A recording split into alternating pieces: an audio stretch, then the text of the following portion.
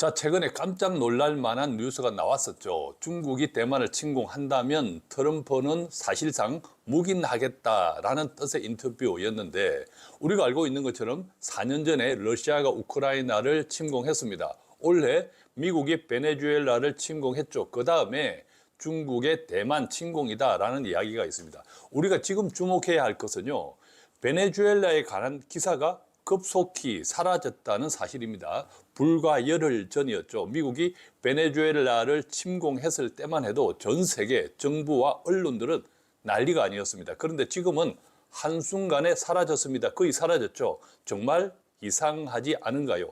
지금 전 세계 언론을 도배하고 있는 것은 미국의 그린란드 침공에 관한 기사들입니다. 아니, 미국이 엄연히 주권 국가인 베네수엘라를 침공해서 그 나라 대통령을 끌고 간 것이 단 며칠짜리 기사거리도 안 되는 것이 지금의 현실입니다. 왜 이런 현상이 벌어지고 있을까요? 그것은 우리가 알고 있는 전쟁의 목적과 전개 과정, 즉 전쟁의 양상이 달라지고 있기 때문입니다. 이것을 어떻게 이해하느냐에 따라 특히 노후의 돈 관리에 대한 결과가 엄청나게 달라집니다. 자, 돈을 은행 통장에 가만히 두는 것은 돈을 썩게 만드는 바보 같은 짓이다. 자, 이 이야기는요, 유력한 경제 전문지인 매일경제에 등장한 최근의 기사 제목입니다. 실제로 금융투자협회에 따르면요, 지난 8일 기준 투자자 예탁금, 즉 언제든 주식에 투자할 수 있는 자금이 약 93조 원이라고 발표했는데 1년 전 51조 원이었던 것에 비교하면 무려 80%, 2배 가까이 증가한 겁니다. 또한 그림에서 보는 것처럼 달러 자산, 즉 미국 주식에 투자하는 투자자들과 투자 금액 역시 지난해보다 크게 증가했습니다. 자, 생각해 보겠습니다. 전 세계는 미국발 전쟁 때문에 난리법석인데 투자 예탁금과 미국 주식 투자가 크게 증가하고 원달러 환율이 다시 오르는 현상을 우리는 어떻게 이해해야 할까요? 국제 정세가 불안해지면 물가는 당연히 오릅니다. 4년 전 러시아 우크라이나 전쟁의 결과를 생각해 보십시오. 그렇게 되면 은행에 넣어놓은 돈 가치는 갈수록 떨어지겠죠. 얼마 되지 않는 은행 이자가 돈 가치를 지킬 수는 없다는 뜻입니다. 그렇다면 투자는 괜찮을까요? 예컨대 너무 많이 올랐다는 생각 때문에 때를 기다리는 사람들도 있습니다. 이 모든 것들에 대한 해답은 앞으로 전개되는 전쟁의 양상을 이해하면 찾을 수 있습니다. 물론 저는 항상 강조하지만 만약 여윳돈이라면 특히 개인 투자자들은 들어왔다 나갔다 하는 것보다 오르든 내리든 내 돈이 투자 시장에 계속 머물게 하는 것이 이론적으로도 또한 결과적으로 좋다는 말씀을 드립니다. 즉 어줍지 않은 예측으로 때를 찾고 쇳길을 찾는 것보다 여윳돈이라면 우상향하는 자본주의의 주된 도로, 즉 메인스트림에 두는 것이 좋다는 뜻입니다. 다만 한 가지 자산에 몰빵하는 것보다는 자신의 투자 성향이나 목적 자금의 성격에 맞는 포트폴리오가 더 중요하겠죠. 물론 제가 짧은 시간의 방송을 통해서 구독자들이 궁금해하는 모든 것들을 구체적으로 설명드릴 수는 없겠지만 오늘 이 방송을 통해서 큰 틀에서의 맥락을 이해하는 데 조금이라도 도움되면 좋겠습니다. 먼저 중국의 대만 침공에 관한 깜짝 놀랄 만큼 바뀐 미국의 태도부터 보겠습니다. 지난 8일이었죠. 미국 현지 시간입니다. 뉴욕 타임스에 따르면요, 트럼프 대통령은 대만에 대해서 이렇게 이야기했습니다. 시진핑은 대만이 중국의 일부라고 여기고 대만에 대해서 무엇을 할지는 시진핑이 결정할 일이다 라고 밝혔습니다. 트럼프는 다만 나는 시진핑이 침공을 하면 매우 기분 나쁠 것이다 라고 말하면서 나는 시진핑이 그 일을, 즉 침공을 하지 않을 것으로 생각하고 그러지 않기를 희망한다 라고 말했습니다. 이것을 조금 더 구체적으로 해석하면 첫 번째, 대만은 중국의 영토라는 점을 인정한 것. 두 번째, 만약 중국이 대만을 침공하면 기분은 좋지 않겠지만 그렇다고 그것에 맞서 대만 방어에 나서지 않겠다는 뜻으로 이해할 수 있습니다. 왜냐하면 그렇게 하는 순간 그야말로 제3차 세계전쟁이 시작된다는 것을 알기 때문이겠죠. 사실 미국은 최악의 경우 대만에서 반도체만 빼오면 됩니다. 그런데 대만의 TSMC는 미국에 이미 공장을 가동 중이고 계속 확장할 예정입니다. 심지어 일본에도 TSMC 공장을 짓고 있습니다. 이 같은 현상을 간단히 생각하면 안 되겠죠. 이 모든 과정에서 미국의 군사 안보는 물론 경제적 이익까지 고려되어 있기 때문입니다. 자, 여기에요. 최근 그린란드 침략과 관련된 투자 심리도 꽤 이상하게 흘러가고 있습니다. 예컨대 파이낸셜 타임스에 따르면 이달 들어서 그린란드 경제와 연관된 기업들의 주가가 일제히 급등했습니다. 덴마크 코펜하겐 증시에 상장되어 있는 그린란드 최대 은행인 그린란드 방켄의 주가는요, 올해 들어서만 무려 33% 올랐다고 합니다. 그린란드의 다른 금융기관인 페로방키는 더욱 극적인 주가 흐름을 보이고 있다고 하는데 올해 들어 거의 연일 사상 최고가를 갱신하고 있고 그 결과 지난 1년으로 기간을 넓혀보면 수익률이 무려 72%에 달할 정도라고 합니다. 이것은요, 미국의 그린란드 확보 야욕이 구체적인 실행 계획까지 마련된 것에 대해서 투자 심리도 그 가능성을 인정한 것으로 해석되고 있습니다. 예컨대 그린란드 주민이 동의하고 덴마크가 동의한다면 미국은 그린란드를 매입할 수도 있겠죠. 이때 필요한 매입 자금은 최대 1조 달러, 현재 원달러 환율로 약 1,500조 원에 이를 것이라는 전망도 있습니다. 예컨대 미국이 그린란드의 일부를 매입하고 현지 경제 인프라 확대에 투자하는 거래가 성사된다면 그린란드 경제에 활력을 불어넣을 것이라는 기대감 때문에 투자 심리도 긍정적으로 바뀌고 있다, 이렇게 이해해야겠죠. 자, 그러니까 지금 우리는 미국이 노골적으로 주도하는 침략 전쟁에 대한 새로운 이해가 필요합니다. 왜냐하면 그것이 당장에 내 돈을 지킬 수 있기 때문입니다. 자, 침략 전쟁의 새로운 이해. 4년 전에 러시아가 우크라이나를 침공했고, 자, 그때부터 기존의 세계 질서가 해체되면서 새로운 질서로 재편되는 과정에서 미국의 베네수엘라 침공, 그린란드에 대한 야욕, 그리고 중국의 대만 침공에 대한 미국의 달라진 태도를 이해할 필요가 있습니다. 결국 미국은 달러 패권으로 일컬어지는 미국의 군사적, 경제적 패권에 대한 도전을 결코 용납하지 않을 뿐만 아니라 지금의 군사적, 경제적 패권을 더욱 적극적이고 강력하게 방어하고 확대하겠다. 이 같은 미국의 입장이 우방인 그린란드에 대한 지배력으로 이어지고 있습니다. 자, 그린란드 역사 간단히 보면요, 현재는 덴마크에 속해 있지만 머지않은 장래에 독립이 예측되어 있는 자치령이기도 합니다. 구체적으로 보면 외교와 국방을 제외한 모든 부분에서 덴마크와 분리된 정책을 시행하고 있는데요. 실제로 그린란드 주민의 90% 이상은 독립을 희망하고 있습니다. 그런데 미국 영토가 되는 것을 바라는 주민들은 거의 없다. 단 6%에 불과하다는 최근 여론조사 결과도 있습니다. 인구는 아주 작습니다. 5만 7천 명. 그러니까 우리나라의 아주 작은 소도시만큼도 되지 않죠.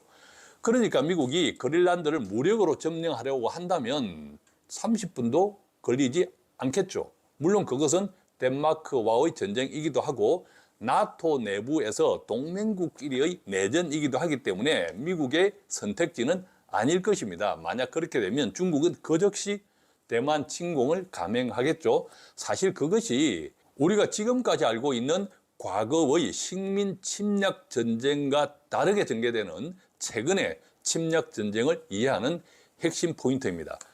자, 그림에서 보는 것처럼 캐나다 위에 있는 북극 쪽에 있는 그린란드의 소유권은 과거 중세 식민 시대와 제1, 2차 세계대전을 거치면서 지금은 덴마크 자치령이 되어 있지만 이것은 서구 열강을 제외한 대부분의 중소 국가들이 공통적으로 겪었던 약소 국가들의 운명이기도 했습니다. 관련해서 최근 패러디되고 있는 돈노주의를 이해할 필요가 있습니다.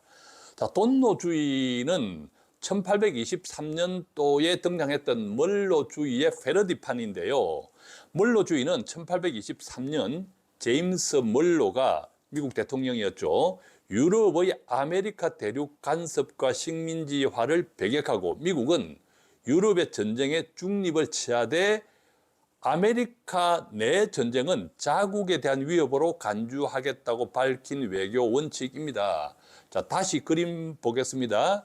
미국 위에 캐나다가 있고 캐나다 위 북극에 그린란드가 있죠. 그린란드 오른쪽으로 살짝 아이슬란드가 있고 미국 밑으로 멕시코가 있고 그 밑으로 남미, 브라질을 포함한 남미 국가들이 있습니다. 그러니까 미국은 캐나다부터 브라질을 포함한 남미 국가들까지 모두 우리 것이다 라는 선언을 멀로주의에서 한 거죠.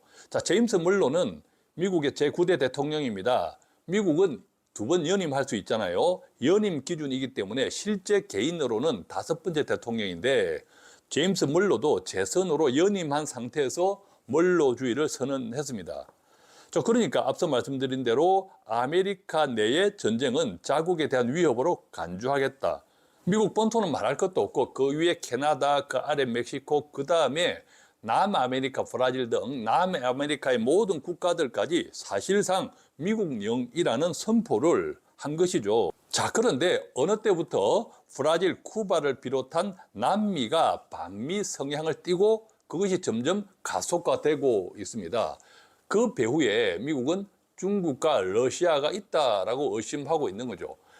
아시다시피 미국의 재정적인 위기는 엄청납니다. 코로나 때 엄청난 달러를 풀었고 그 이후에 미국 국채 가격이 좀처럼 회복되지 않죠. 자, 여기에 내 돈을 관리하는 정말 중요한 포인트가 있는데요. 미국이든 한국이든 그리고 우리 가정이든 한 번 풀린 돈을 다시 회수하기는 결코 쉽지 않습니다. 자, 근데 엄청난 돈이 풀렸잖아요. 그것이 돈 가치를 떨어뜨리고 물가를 올렸습니다. 최근 몇 년 동안 물가 엄청나게 올랐죠. 자, 그러니까 한국의 유력 경제지인 매일경제에서 기사 제목으로 돈 가치가 형편없이 휴지가 된다라는 표현을 하는 겁니다. 자, 그러니까 기본적으로 투자를 해야 하는 이유가 거기에 있는 거죠. 미국 입장에서는 달러가 휴지된다든지 달러 패권이 종식된다든지 자, 이런 이야기를 들으면 당연히 불쾌하죠. 자, 그래서 심지어 가상화폐, 특히 달러와 연동되는 스테이블 코인을 강하게 주도하고 있는 이유도 거기에 있습니다. 그럼에도 불구하고 달러 중심의 통화량을 해소하기는 힘듭니다. 특히 최근에는 금리 인하, 계속 금리를 떨어뜨리고 있지 않습니까? 돈을 계속 풀고 있다는 뜻입니다. 결과적으로 미국은 성장이 필요합니다. 자, 덩치가 크죠. 덩치가 필요하기 때문에 성장에 필요한 에너지도 당연히 큽니다. 코끼리를 생각해 보십시오. 그래서 만만한 베네수엘라부터 잡수셨다 이렇게 이해할 수 있겠죠. 물론 올해 11월 중간선거라는 정치적인 이유도 있습니다. 트럼프는 정치적인 위기를 경제적인 문제로 해결하려고 합니다. 왜냐하면 미국 내 트럼프의 위기는 특히 중산층의 경제적 빈곤에서 비롯됩니다.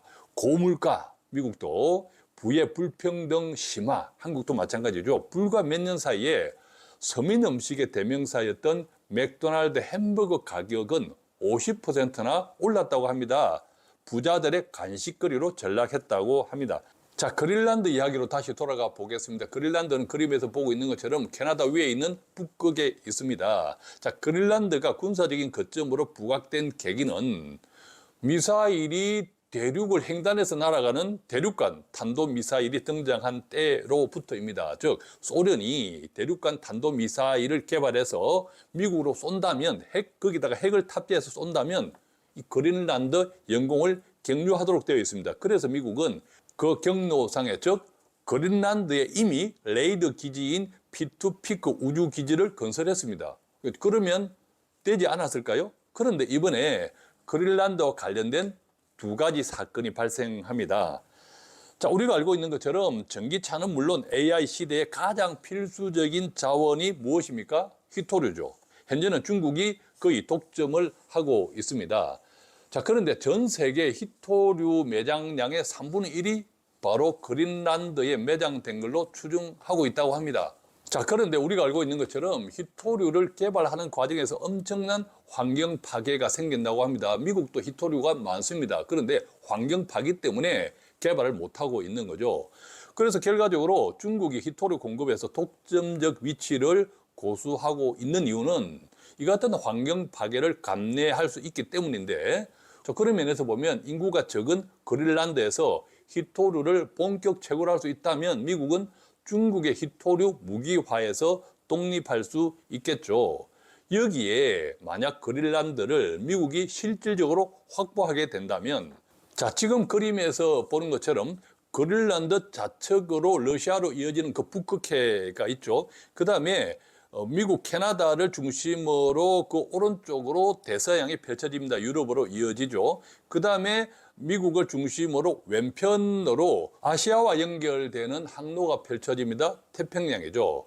자, 그래서 이 그림을 다시 한번 보면 그린란드는 해상 항로의 아주 요충지입니다. 그죠? 북극해, 태평양, 대서양, 그리고 북극해와 태평양 사이, 즉 러시아에서 알래스카로 이어지는 이 좁은 수로를 베링 해협이라고 하는데, 만약 미국이 베링 해협의 해상권을 확보할 수 있다면 미국은 대서양 항로, 태평양 항로뿐만 아니라 북극해와 그 다음에 베링 해협을 통한 베링해까지 완전 장악함으로써 결과적으로 러시아와 중국을 고립시킬 수 있다, 이렇게 생각하는 거죠. 그 과정에서 대만 정도는 반도체만 뽑아올 수 있다면 중국에 넘겨줘야 된다, 그렇게 생각하는 거죠. 무섭지 않습니까? 또한 이 같은 해상 항로상의 주요 거점들에 감시 자산과 전략 자산을 투입해서 아메리카 대륙을 철저하게 방어하겠다, 패권 유지를 위해서 중요한 항로, 자원, 전략적 요충지를 확보하는 것이 그 무엇보다 중요하다 하는 것이 바로 미국 입장이라는 거죠. 자, 그러니까 과거 우리가 알고 있는 과거의 침략 전쟁은 식민지화를 통한 수탈이었죠. 그런데 지금의 침략 전쟁은 투 트랙으로 진행합니다. 약한 국가는 수탈, 과거의 식민 침략 전쟁. 그렇지 않은 국가는 비즈니스, 즉 실리적 관점에서의 상생 전략으로 갑니다. 물론 그것이 미국이나 러시아, 중국 등과 같은 패권 국가를 지향하는 국가들의 뜻대로 될지는 별개의 문제입니다만, 그 과정에서 극심한 혼란, 군사적 긴장은 계속 증가할 수밖에 없겠죠. 그 결과 미국 중심의 군사안보 동맹인 나토가 해체되고 중국의 대만 침공이 앞당겨질 수도 있습니다. 물론 한반도 역시 어떻게 될지 아무도 모르죠. 그러나 문제는 이 과정에서 우리가 할 수 있는 역할은 사실상 전혀 없다는 점입니다. 딱 한 가지 할 수 있는 것이 있다면 어떻게 하면 내 돈을 잘 지켜나갈 수 있을까, 그것을 고민하는 것밖에 없습니다. 예컨대 현재 전개되고 있는 모든 국제 정세의 중심에는 미국이 있습니다. 그렇다면 투자 역시 기본적으로 미국을 깔고 가야겠죠. 달러 자산도 마찬가지입니다. 항상 강조하지만 특히 한국인에게 달러 자산은 필수죠. 지난 몇 년 동안 같은 이야기를 되풀이 했지만, 그래서 손해본 사람 있나요? 국제 정세가 흔들리고 경제가 위기 상황에 빠질수록 원달러 환율은 치솟습니다. 그것이 현실이죠. 지금이 딱 그런 상황인데 앞으로는 달라질까요? 꼭 기억해야 할 사실은 지금도 그렇지만 앞으로의 불안정한 국제 질서의 주도자가 바로 미국이라는 사실입니다. 그러니 우리가 바꿀 수 없는 것들을 걱정하는 대신 지금 당장이라도 우리가 할 수 있는 것들에 집중하자. 그것이 투자다라고 생각합니다. 물론 앞에서 말씀드렸지만 그렇다고 한 가지 자산에 몰빵하는 것보다는 자신의 투자 성향이나 목적 자금의 성격에 맞는 포트폴리오가 더 중요하겠죠. 고맙습니다.